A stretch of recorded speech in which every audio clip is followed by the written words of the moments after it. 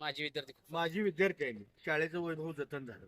आमचे वाडवडील सुद्धा 1839 ला त्यावेळेला ग्रामीण भागात शाळा नव्हत्या.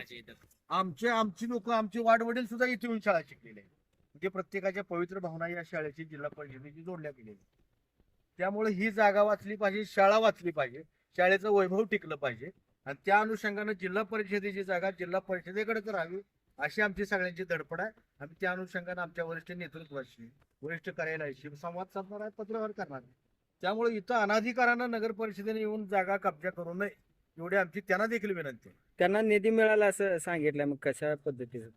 निधी मिळतोच ना प्रत्येक स्वायत्त संस्थेला, स्थानिक स्वराज्य संस्थांना निधी मिळतो ना. निधी मिळतो म्हणजे ह्या जागेवर मिळाला का?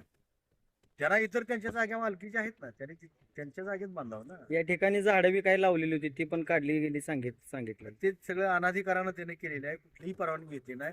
इतर सगळ्या शिक्षकांनी आमच्या शाळेच्या विद्यार्थ्याने त्या सगळी झाडे वगैरे लावलेली होती. झाडे होती, काही सावली देणारी झाडं होती, ऑक्सिजन देणारी झाडं होती. त्याने अनाधिकाराने काल येऊन काढलेलं आहे. आम्ही त्यांच्यावरती योग्य ती कायदेशीर कार्यवाही करा म्हणून पत्रव्यवहार केला आमच्या संबंधित गट शिक्षणाधिकारी शाळेने केला. आमच्या त्यांच्याकडनं काय तसा हे दिलंय का तुम्हाला, निरोप दिलाय किंवा काय सांगण्यात आलं? काय सांगितलंय का? शिक्षण अधिकाऱ्याकडनं काय सांगितलंय का तुम्हाला, काय किंवा सांगतो म्हणजे असं काय? ते त्यांच्या स्तरावर चौकशी करून योग्य ते कार्यवाही करतील. आम्ही सगळे पंचायत समितीचे जबाबदार सदस्य आहोत, इथं जबाबदार सहकारी आहेत आमचे.